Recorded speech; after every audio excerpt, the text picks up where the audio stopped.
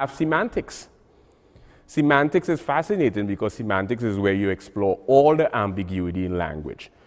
Homonym, homophone, homograph, heteronym, heterograph, polysemy, monosemy, capitonym, paronym, hyphonym, meronym, holonym, and hyphonym.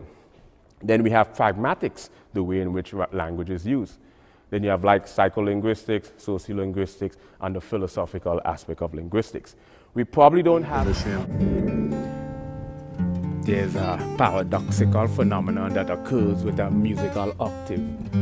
Because an A chord, or C chord, or D chord consists of, let's say hypothetically, an A chord or a C chord, hypothetically, let's say, consists of 550 hertz or 240 hertz. We say an A chord consists of 440 hertz. So when you double the 440 hertz, premonition, clairvoyance, retrocognition, lucid dream, extrasensory perception. We can cross-disciplinary, multidisciplinary, transdisciplinary, and interdisciplinary areas. It embodies music as a whole far more effectively. Here's one of the phenomena in music is octaves. Why we hear octave, it turns out that we hear logarithmically, meaning that the human ear interprets sounds in increments. So